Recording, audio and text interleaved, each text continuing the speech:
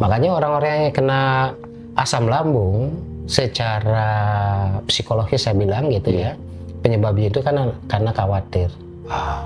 Gitu. Kalau dia khawatir ditambah lagi dengan ketakutan, maka muncullah yang namanya guilty, penyesalan.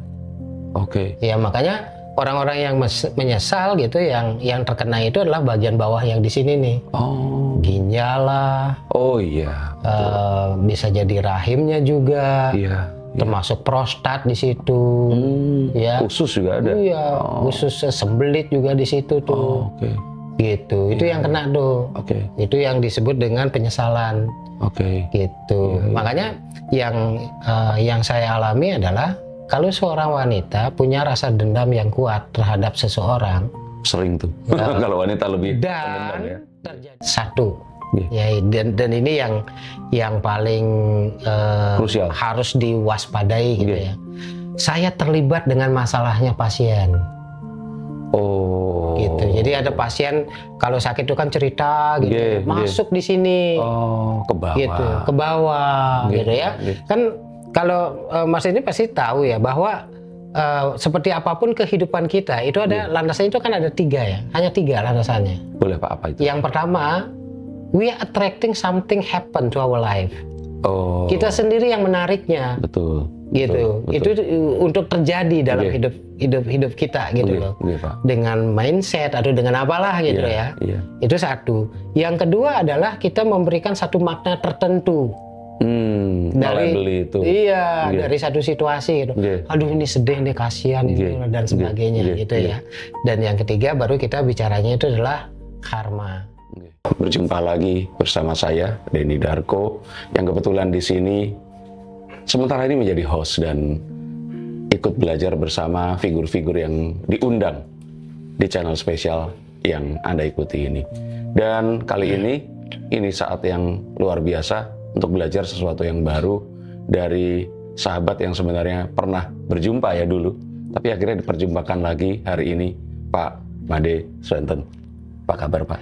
Ada pertanyaan-pertanyaan yang menggelitik ya, terutama saya ingin mengetahui apa kata Pak Made tentang kalau kita sebut sebagai energi. Nah, saya mencatat nih di sini. Saat Bapak misalkan mendengar atau menyebutkan kata energi, terutama yang tersimpan dari trauma ya, karena saat ini memang hal itu banyak terjadi. Apakah itu sesuatu yang diyakini benar-benar ada dan dapat diukur, tangible seperti itu Pak? Atau ini itu hanya sebenarnya metafora puitis untuk apa yang kita sebut sebagai rasa? Dan jika itu hanya metafora, mengapa tetap memakai bahasa yang terdengar seperti sebuah atau sesuatu yang fisikal atau nyata seperti itu? Oke. Gimana Pak?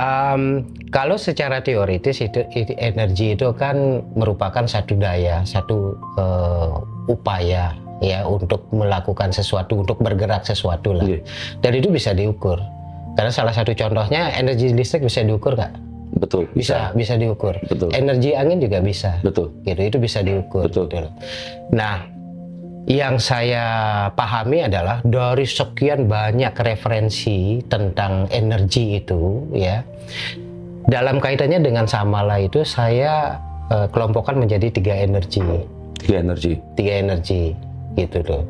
Dan sebenarnya ini bisa diukur juga nantinya kalau mau mengukurnya adalah dengan gelombang otak. Gitu. Di gelombang otak itu kan bisa diukur ya. Gitu, itu bisa diukur. Termasuk juga dampak dari tekanan energi. Kalau energi Samala ini adalah energi yang sangat halus ya.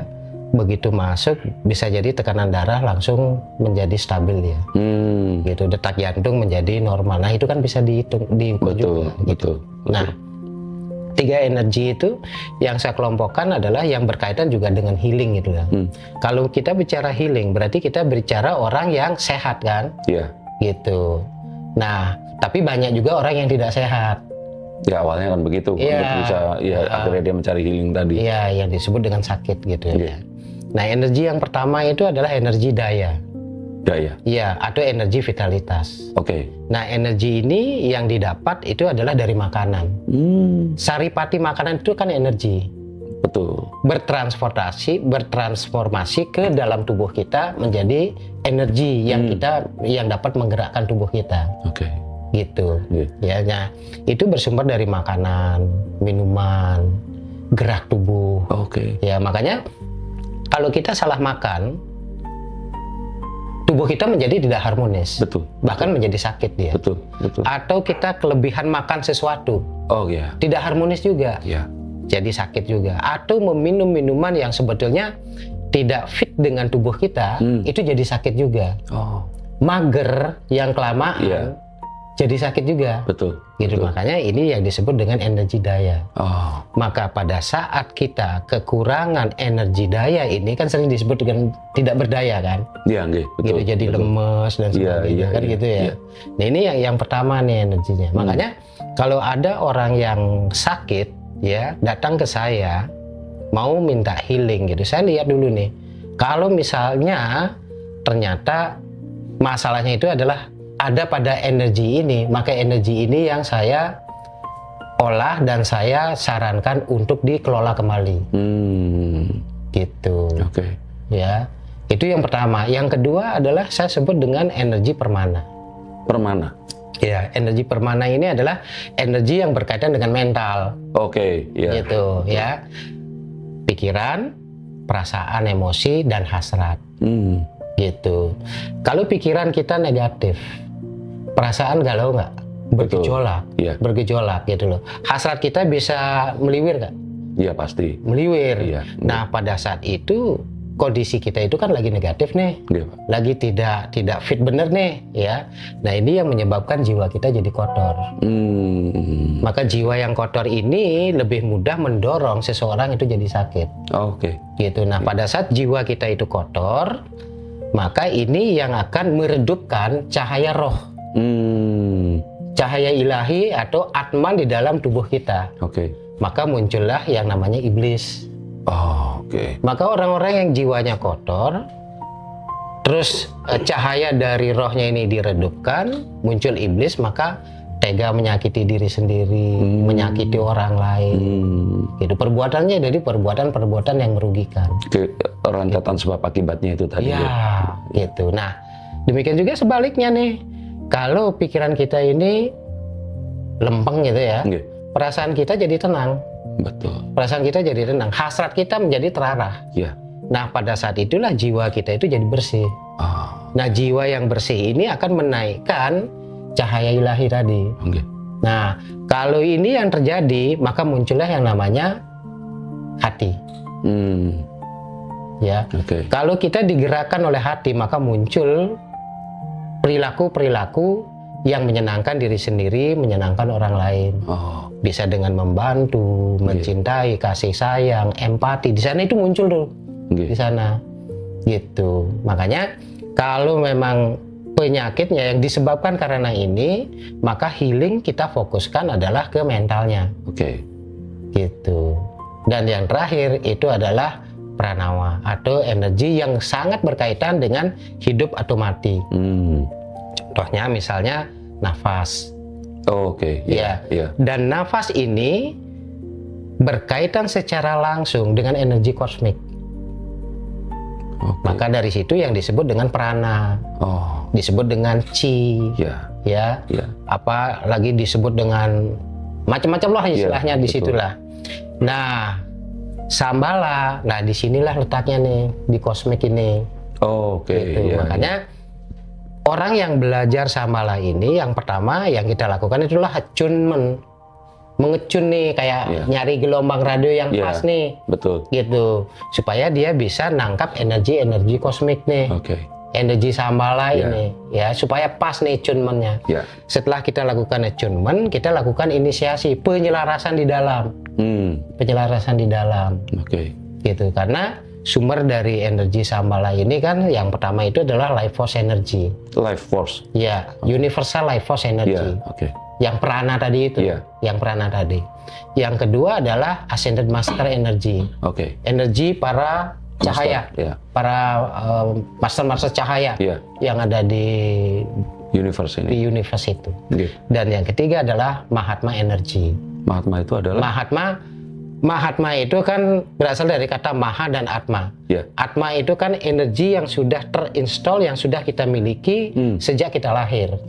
Gitu. Nah, tinggal sekarang kita tambahkan maha, artinya itu adalah yang utama. Gitu. Nah, di mana itu letaknya? Di simpul-simpul energi dalam tubuh, yaitu di cakra-cakra tubuh kita itu. Baik. Gitu. Nah, yang kedua di mana lagi? Berkaitan juga dengan di kundalini. Gitu. Ini secara esoterik. Oke. Ini secara esoterik. Iya. Gitu. Nah, energi yang lainnya juga secara fisiologi itu kalau kita punya masalah yang akhirnya yang kerja keras itu kan amigdala kita. Betul. Ketakutan. Ya. Keinginan bertahan yang begitu kuat, gitu betul, ya. Betul. Nah, ini yang kita netralkan, gitu kan. Sarafnya kan satu nih, cuman fungsinya dua. Oke, iya. Gitu, fungsinya dua nih, gitu loh ya. Jadi simpatik dan antisipatik kan. Iya, betul. Gitu ya. Jadi yang kecurigaan berlebihan, marah langsung itu biar menjadi tenang dia. Gitu. Makanya pada saat kita marah, organ-organ tubuh tertentu itu kan menjadi tidak berfungsi dengan bagus. Betul. Gitu. Kayak misalnya khawatir. Iya. Berarti itu kan ada ketegangan nih. Iya. Ada tekanan ketegangan. darah. Ya, tekanan darah naik gitu ya. Amigdala itu menjadi kenceng dia. Iya. Jadi kenceng. Terus saraf-saraf yang ada di paru-paru itu juga kan kenceng. Kenceng dia kan gitu ya. Nah, maka itu juga berakibat saraf itu kan langsung ke lambung dia. Oke. Jadi ada saraf ke lambung, maka lambunglah yang masalah. Makanya orang-orang yang kena asam lambung secara psikologis saya bilang gitu ya, penyebabnya itu kan karena khawatir. Gitu. Kalau dia khawatir ditambah lagi dengan ketakutan, maka muncullah yang namanya GERD. Gitu. Nah, secara healing, maka yang kita healing itu adalah bagian ini yang ke atas. Gitu. Nah, secara mental sebetulnya emosi-emosi itu ada nyangkut di beberapa tempat. Gitu. Nah, kalau saya sebut dengan five body syndrome. Five body syndrome. Iya, five body syndrome. Jadi itu ada 5 nih. Ada 5. Kalau yang terkena itu adalah dari pusar nih ke atas, ya, itu yang disebut dengan crying syndrome. Crying syndrome. Crying syndrome. Menangis. Menangis dalam artian adalah karena yang bersangkutan tidak memiliki kemampuan untuk mencari solusi dari masalah yang dia rasakan. Atau dia punya kendala untuk mengekspresikan ide dan pendapatnya secara baik. Maka yang kena itu adalah dari pusar ke atas. Gitu. Misalnya nih, kenapa dia marah? Karena dia tidak ada solusi. Gitu. Kepentok dia, marah dia. Begitu marah, maka salah satu organ tubuh yang dari pusar ke atas ini dia kena. Gitu. Nah, ini yang pertama nih, crying syndrome ini. Yang kedua adalah responsibility syndrome. Di pundak. Karena merasa ada beban tanggung jawab. Atau yang sering terjadi adalah sebenarnya ini bukan masalah gue, tapi kok gue yang kena gitu. Iya, itu saya akhir-akhir ini begitu, Pak. Gitu. Ya di sini nih biasanya nih, mulai dari kaku pada akhirnya menjadi tidak bisa digerakkan. Gitu. Iya, betul. Ya, nah terus yang ketiga itu adalah reaching syndrome. Reaching. Iya, kena tangan. Yang mana itu yang? Tangan dari sini nih, dari sini ke sini nih. Itu biasanya karena? Itu biasanya karena semestinya hidup gue kayak begini nih, tapi kok nggak bisa. Ya, harapan saya kayak begini nih, tapi kok nggak bisa. Tangan yang kena. Iya. Apakah kesemutan, sakit, apalagi ditambah lagi dengan perasaan tidak aman, maka terjadilah kecelakaan. Karena tidak bisa mengoperasikan tangan ini tadi. Karena perasaan tidak aman itu yang menyebabkan dia celaka, dan karena ada harapan yang tidak dapat dia capai, yang kena itu tangan. Gitu. Ya. Nah, itu kan yang keempat itu adalah yang dari pusar nih sampai ke pinggul nih. Itu apa, Pak? Itu guilty. Penyesalan. Ya, makanya orang-orang yang menyesal gitu, yang terkena itu adalah bagian bawah yang di sini nih. Ginjal lah. Bisa jadi rahimnya juga. Termasuk prostat di situ. Ya. Usus juga ada. Iya. Usus sembelit juga di situ tuh. Gitu. Itu yang kena tuh. Itu yang disebut dengan penyesalan. Gitu. Makanya yang saya alami adalah kalau seorang wanita punya rasa dendam yang kuat terhadap seseorang, Sering tuh. Kalau wanita lebih pendendam ya. dan terjadi penyesalan yang mendalam, Oke. maka kenalah paling ini serviknya yang kena. Oh, di organ reproduksinya. Iya, di situ yang kena dong. Gitu. Oke. Nah, yang terakhir itu adalah flight syndrome. Flight dari paha nih ke bawah nih. Oke. Ingin lari dari kenyataan tapi nggak bisa. Oke. Gitu, maka yang kena itu kaki. Oh. Nah, pengalaman saya kebanyakan biasanya itu sangat berkaitan dengan keluarga. Oh. Situasi keluarga kayak begini sebenarnya Oke. saya sudah pingin mengakhiri, Tapi pingin nggak lari, bisa tapi itu. nggak bisa. Oke. Gitu loh, maka yang kena yang kaki. Nah, ini saya pakai untuk mempermudah di mananya nih fokus healingnya nih di mana, Oke. gitu dengan metode Shambhala ini. Oke. Iya, iya, iya. Tapi Shambhala ini sangat cerdas.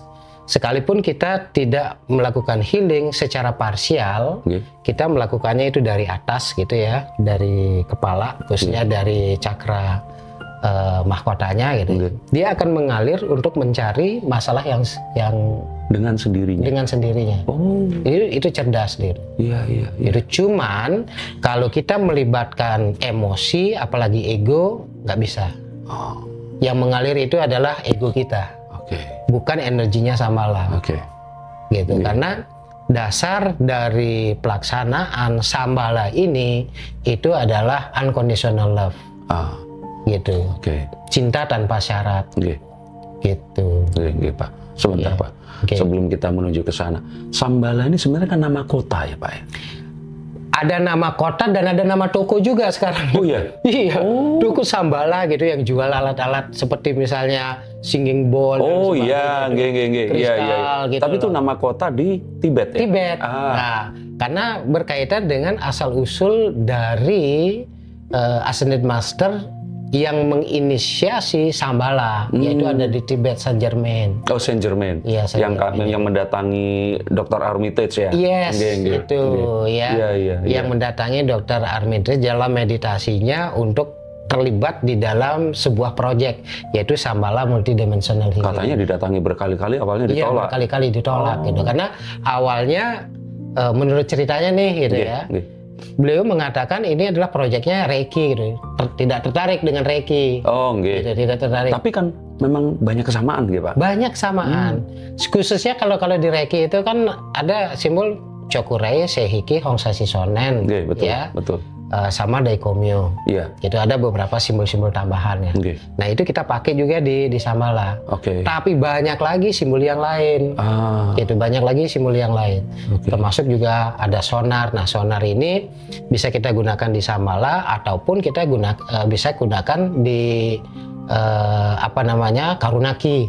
oh, oke. Gitu Iya. itu bisa gitu. Nggih, Saling nggih. terkait dia. Nggih, nggih, Pak. Gitu. Termasuk juga ada beberapa simbol yang memang belum tentu ada pada Reiki. Nggih. Ya contohnya misalnya Amsui. Oh, Ya, itu nggih. belum saya temukan itu. Nggih.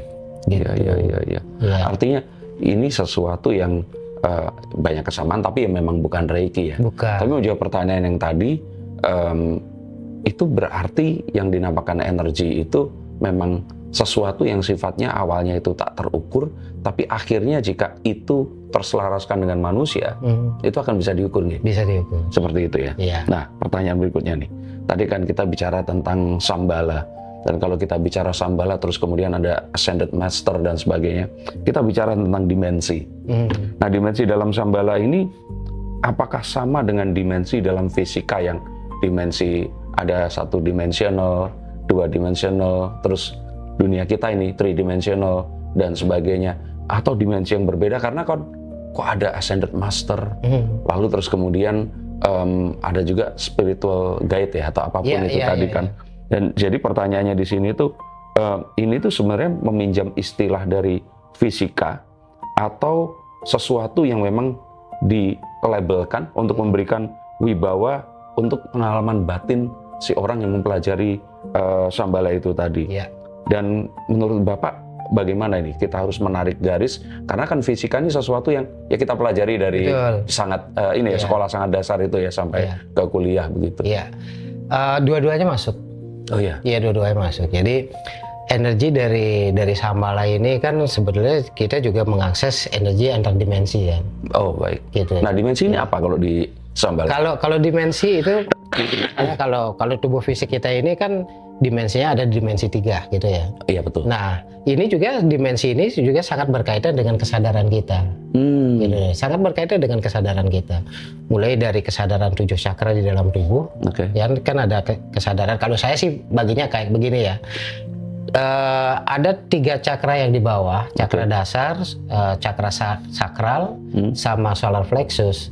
Itu saya sebut sebagai kesadaran hewani. Oke, baik. Gitu. Nah, setelah lulus dari itu naik ke dalam dada di sini sebagai penyeimbang antara bawah dan atas. Ya, disebut dengan cakra jantung kan. Nah, ini kesadaran manusia. Gitu. Nah, dari cakra tenggorok, ajna sama mahkota 3 lagi. Itu adalah kesadaran spiritual. Gitu udah masuk karena intuisi dan sebagainya itu kan ada di sini ya. Ada di sini.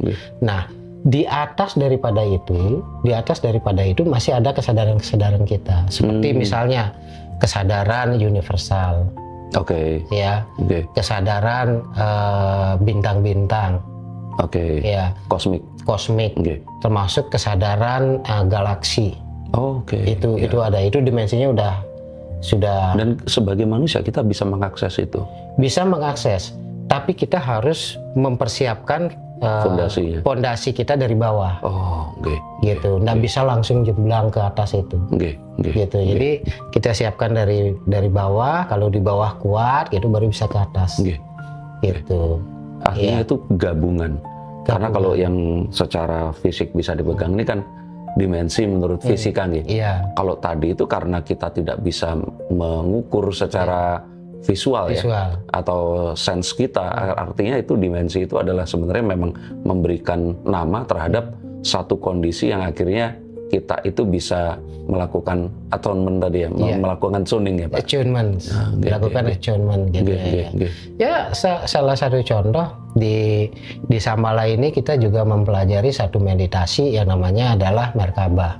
Merkaba itu adalah bagaimana kita mengaktifkan meridian energi di dalam tubuh kita, bawah, tengah, sama atas itu menjadi sebuah kendaraan energi yang disebut dengan Merkaba. Kendaraan ilahi itu. Kendaraan ilahi itu yang disebut dengan Merkaba. Nah, kendaraan Merkaba ini ya bisa kita pakai untuk meningkatkan kesadaran-kesadaran kita antar dimensi tadi. Makanya disebut kendaraan. Makanya disebut dengan kendaraan.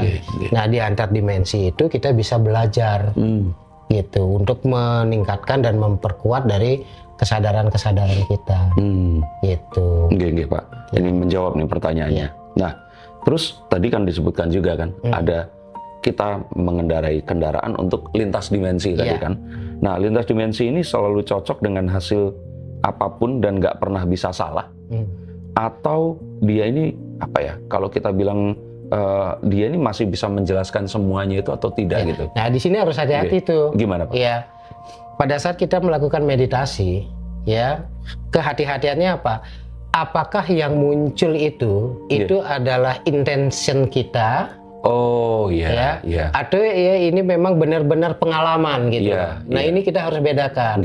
Itu makanya pada saat kita sebelum meditasi, kita harus yakinkan diri kita itu netral dulu. Ya.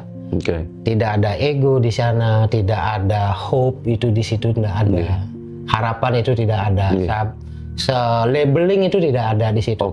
Ya. Jadi kita udah melepas semua. Nah, setelah itu baru kita mengikutinya. Gitu. Kita mengikuti, bukan kita mengendalikan. Karena nanti kalau kita mengendalikan, yang terjadi adalah yang kembali muncul, lagi ke itu tadi, ke yang intention kita tuh, gitu yang muncul gitu. Bisa aja munculnya itu adalah berupa cahaya-cahaya, seolah-olah kita melihat gitu ya. Itu akan tetap sama dengan saat kita mendapatkan energi. Begitu kita tarik energi aja dari apa yang namanya tuh dari bawah gitu ya. Terus naik ke sini ke pituitari kita, itu kan sensasinya luar biasa tuh. Kalau bener gitu loh. itu nariknya ya. Sensasinya luar biasa. Apakah itu pengalaman? Belum tentu juga. Gitu. Itu bisa jadi sensasi dari intention kita. Gitu. Dan itu harus dilepaskan. Harus dilepas dulu. Harus dilepas. Makanya kalau mau belajar harus cari guru. Gitu. Ya. Ini makanya pertanyaan di sini, atau justru kehilangan makna karena ya itu tadi, ini harus atau nggak pernah diuji itu tadi. Iya. Gitu. Jadi mesti harus satu, kalau saya cari guru, benar-benar saya cari guru. Yang kedua, saya harus tahu dulu ini lineage energi ini seperti apa. Gitu. Itu harus jelas. Pak. Lineage energinya. Dan ini agar tidak tersesat. Iya, kepada tadi malah intensi, bukan sesuatu yang memang kita cari, yaitu energi pengalaman itu tadi. Nah Pak, tradisi Nusantara sering menjaga yang sakral tetap sunyi dan nggak banyak dirumuskan. Apakah menamai dan menyistemkan penyembuhan ke dalam metode dan level itu malah nggak beresiko mengubah lelaku batin menjadi sekedar teknik? Nah maksud saya, biasanya kan ini kan sesuatu yang mungkin datangnya bukan di Asia nggih Pak nggih. Iya. Nah, kan banyak sekali istilah teknisnya seperti itu. Walaupun ada reikinya kan Jepang tuh. Iya. Nah, cuman kan kalau kita melihat misalkan di Bali atau di Jawa atau mungkin di daerah lain di Indonesia ini, semuanya ini kan seperti sesuatu yang sifatnya itu harus perjalanan batin yang melewati lelaku seperti itu. Ini kan jadi seperti ada penamaan-penamaan. Itu nggak menghilangkan itu tadi. Jadinya malah jadi teknik seperti itu. Ya memang secara modern artinya orang akan bisa mempelajari dan nggak harus mungkin tadi seperti kalau dibilang ikut guru, ikutnya tuh lama gitu. Kalau seperti ini, kalau seandainya nggak berkesempatan ketemu Pak Made kan akhirnya kan dia bisa dengan membaca buku. Nah menurut Bapak bagaimana? Gini. Semua keilmuan itu ada tradisinya, gitu. Jadi kita masuk ke agama juga itu kan ada tradisinya juga. Betul. Termasuk adat juga ada tradisinya. Termasuk juga pelajaran-pelajaran spiritual Nusantara itu ada tradisi-tradisinya. Gitu. Ya, termasuk di Sambala ini kan juga ada tradisinya. Gitu. Cuman ya satu tradisi dengan tradisi yang lain kadang-kadang ada keunikannya. Ada keunikannya. Ada juga yang ada similarity, kesamaannya juga ada. Misalnya di Sambala ini, yang kita lakukan di sana itu adalah memang melalui lelaku juga. Itu ada. Tapi kalau di Nusantara itu kan ada tirakat gitu ya. Nah di sini juga sama. Ada. Ya. Misalnya dengan puasa. Ada juga. Ya, gitu ya. Nah puasa itu kan sebetulnya adalah salah satu cara, salah satu teknik untuk membersihkan diri kita kan. Dan saya sering lakukan water fasting. Nggak minum. Nggak minum, hanya minum. Oh, water fasting tuh hanya minum? Hanya minum. Tidak makan apapun? Tidak makan apapun. Selama? Saya maksimum itu bisa hanya 3 hari. 3 hari aja? Saya nggak sanggup itu Pak. 3 hari itu udah goyang. 3 hari itu udah goyang, udah mulai rasanya mual gitu ya. Gitu. Ya, itu saya coba dan sampai sekarang saya tetap latih itu. Sampai sekarang saya tetap latih. Artinya itu kan penguasaan cakra yang maaf hewani tadi ya. Itu. Ya, itu termasuk salah satu cara teknik adalah untuk membersihkan darah. Nah, darah itu asalnya itu kan dari lambung kan. Lambung itu kan dari makanan. Gitu ya. Makanan itu kan ada memang 2 jenis kan. Makanan yang nyata, makanan tidak nyata. Coba itu sambil dijelaskan. Yang mana nih? Makanan yang dua-duanya. Makanan yang nyata itu seperti buah, sayur dan sebagainya itu kan nyata tuh. Yang tidak nyata itu seperti misalnya rasa marah. Itu yang disebut dengan pencernaan batin. Gitu. Nanti saya jelaskan lah. Pencernaan batin itu ya. Itu makanya kalau ada informasi begitu, saya setelah saya mencernanya kan begitu. Betul. Ya, gitu kan sama dengan mengkonsumsi. Gitu. Betul. Nah, rasa marah, rasa sedih, nah itu yang kita konsumsi. Tetap di sini ngolahnya yang di sini nih, di cakra solar plexusnya. Yang di sini ini adalah api. Api kita yang pakai di sini gitu, supaya menjadi energi yang bermanfaat Nggih. energi yang menyehatkan gitu ya. Sebentar. Gitu. Ngombeo sih. Iya. Ya. Yang solar plexus yang mencerahkan. Iya, yang mencernakan itu, yang membakar itu kan. Oh, nggih. Gitu. Ya, nah, kalau usus kita itu bersih, Nggih. ya, akhirnya energi yang diserap oleh darah yang dikirim ke hati dan pada akhirnya ke seluruh bagian tubuh itu kan bersih. Betul. Gitu. Nggih. Karena penyakit secara fisik lebih mudah datang. Salah satunya itu karena usus kita itu kotor. Kotor. Ya, darah kita itu kotor. Iya, iya. Salah satunya dengan puasa. Nggih. Nah, di samping itu, puasa itu juga adalah untuk menghaluskan energi kita. Nggih.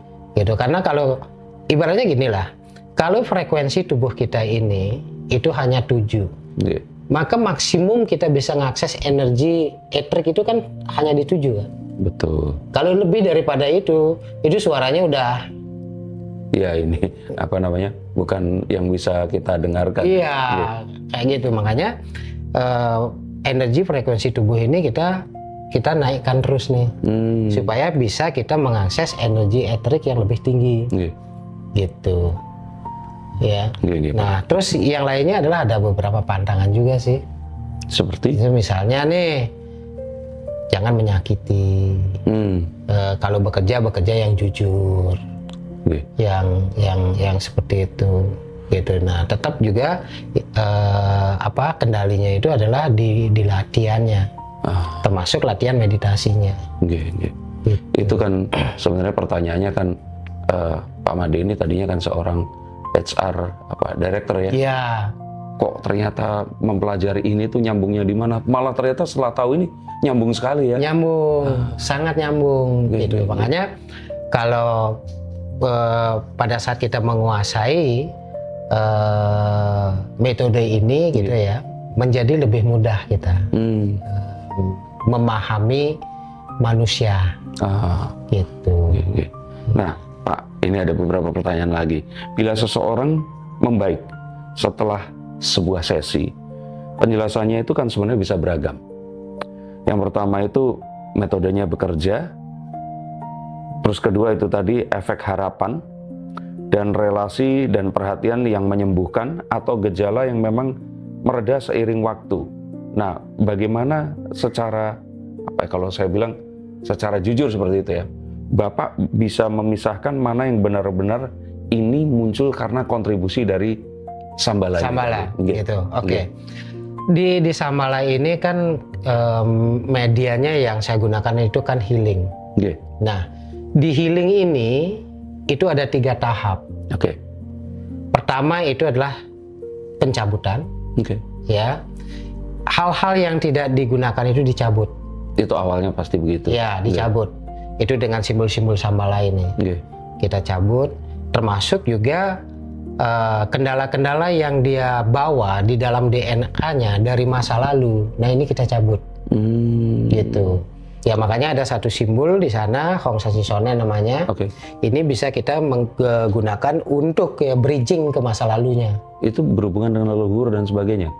Atau berhubungan ancestor? Dengan leluhur, berhubungan juga dengan pikiran inti kita. Gitu. Nah, yang masuknya itu kan ada di DNA kan. Betul. Nah, ini yang kita pakai untuk mencari. Setelah itu kita bersihkan di situ. Shambhala itu bisa mengakses ke DNA juga. Bisa. Bisa mengakses ke DNA. Bahkan bisa memperbaiki blueprint. Blueprint kita. Bawaan dari orang tua kita. Bawaan dari orang tua kita. Gitu. Yang secara ini kan. Konsep DNA itu kan sebetulnya ada 2 ya, DNA inti sama DNA yang sampingan. Iya, Kalau yang inti itu kan yang menyangkut masalah gen. Misalnya tinggi badan. Kalau yang sampingan karena kehidupan. Karena kehidupan. Nah, yang sampingan ini yang bisa kita healing. Gitu. Ini yang bisa kita healing. Gitu. Termasuk juga saat sekarang dan masa yang akan datang. Kita proyeksikan atau dalam istilah hipnoterapinya itu disebut dengan future facing. Ya. Nah, di sini juga kita proyeksikan sampai ke masa yang tak terbatas. Artinya lengkap ya, di situ ada yang mirip satu proses dengan hipnosis itu tadi. Iya, ada di situ tuh. Nah, ini yang kita cabut-cabut nih. Kita cabut-cabut dulu. Setelah kita cabut, proses yang kedua itu adalah kita isi. Oke. Gitu ya.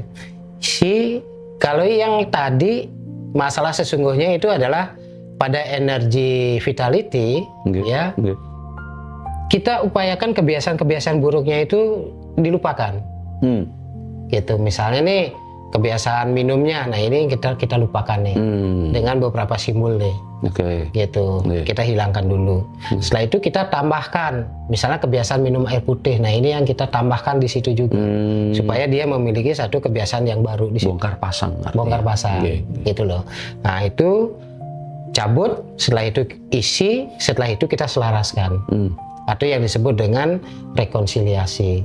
Nah, kalau ketiga hal ini dalam sebuah healing tidak ada, berarti itu bukan healing. Gitu. Jadi 3 tahap ini harus ada nih. Pembedanya di situ ya. Iya. Jadi dicabut, diisi, diselaraskan.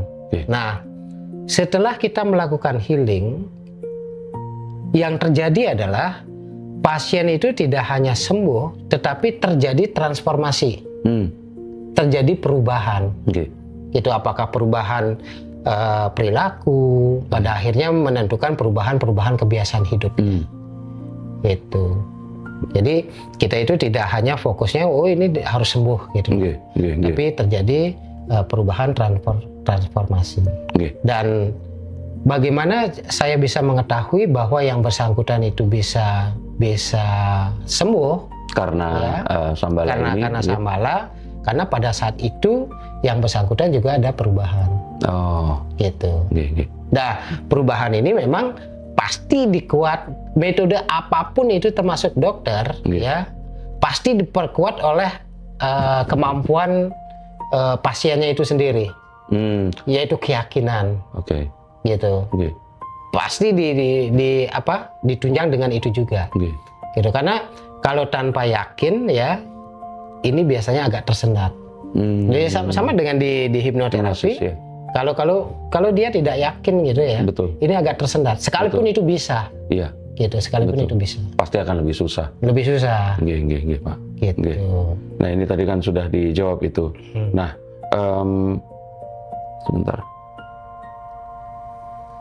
Nah, apa bukti yang akan membuat Bapak sendiri, Pak Made sendiri ini ragu pada metode ini di awal nih, seperti itu?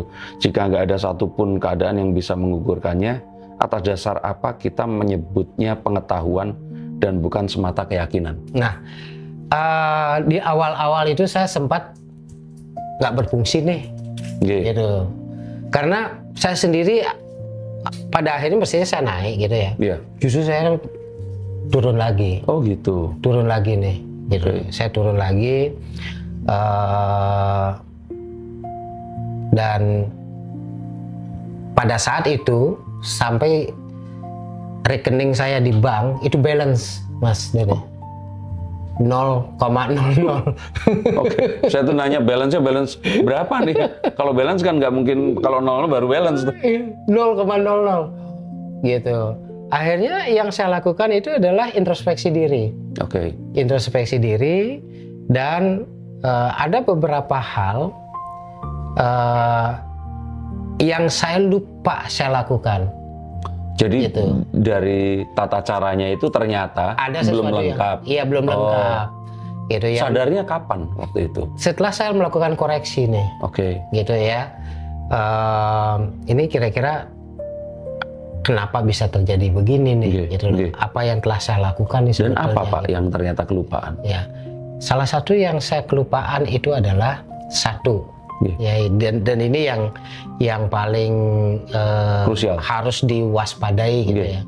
Saya terlibat dengan masalahnya pasien. Gitu. Jadi ada pasien kalau sakit itu kan cerita gitu, masuk di sini. Ke bawah. Gitu, ke bawah gitu ya. Kan kalau Mas ini pasti tahu ya bahwa seperti apapun kehidupan kita itu ada landasannya, itu kan ada 3 ya, hanya 3 landasannya. Boleh Pak, apa itu? Yang pertama, we are attracting something happen to our life. Kita sendiri yang menariknya. Betul. Gitu. Itu untuk terjadi dalam hidup kita gitu loh. Dengan mindset atau dengan apalah gitu ya. Itu satu. Yang kedua adalah kita memberikan satu makna tertentu Beli itu. Iya, dari satu situasi gitu. Aduh ini sedih nih, kasihan itu dan sebagainya gitu ya. Dan yang ketiga baru kita bicaranya itu adalah karma.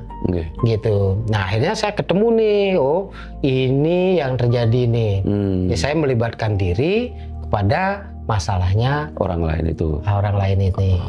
Gitu. Nah, mestinya sebagai seorang healer gitu ya. Nggak boleh masuk. Nggak boleh masuk gitu loh. Ya. Jadi memang yang kita tangani itu adalah masalah yang dihadapi oleh klien, tapi kita di sini adalah sebagai media untuk pasien itu menyelesaikan, gitu, menyelesaikan sendiri. Bukan kita yang membantu. Bukan kita, gitu. Makanya dalam healing pun kerjasama antara pasien dengan saya sebagai seorang healer itu sangat-sangat penting. Ya, makanya pada saat healing pasti saya akan tanya agama dulu sebelum healing itu. Misalnya agamanya apa nih? Islam. Karena itu cara melabelinya ya. Beda nanti. Oke, nanti selama sesi berlangsung silahkan lapalkan Al-Fatihah dalam hati. Gitu. Kalau misalnya Hindu Gayatri. Iya. Jadi dari ini sangat mendukung supaya dia itu bisa fokus gitu loh, dan bisa meningkatkan keyakinannya bahwa mendapatkan kesembuhan itu dari semesta. Gitu. Nah, itu yang harus kita waspadai. Dan yang kedua adalah ya, setelah saya selesai melakukan healing itu, saya tidak melakukan pemutusan energi eterik. Itu masih terikat, gitu loh. Makanya seorang healer ada yang membawa selalu alkohol, cuci tangan, kan? Nah, ini kan salah satu cara bagaimana kita memutus energi eterik. Betul. Yang tadinya itu terjadi pertukaran. Penyelarasan. Terjadi penyelarasan. Nah, ini kita harus putus. Gitu. Nah, di Shambhala ini ada satu atau beberapa simbol yang bisa kita gunakan untuk memutus itu. Gitu. Nah, itu dulu yang saya tidak lupa. Jadi termasuk di dalamnya itu energi dari klien ini tadi nempel ke Bapak gitu. Nempel ke saya. Dan yang ketiga adalah kan begini, pada saat saya mendapatkan fee misalnya gitu ya, dari healing. Kan sebetulnya tidak semua fee itu milik saya. Karena ada sebagian itu sesungguhnya adalah dititipkan oleh alam karena itu adalah milik orang lain. Gitu. Nah, ini yang lupa saya lakukan. Gitu. Ya, kalau secara agama apakah itu disebut dengan punya atau disebut dengan zakat atau persepuluhan dan lain sebagainya gitu loh. Atau pemberian tertentu lah gitu loh yang kita bisa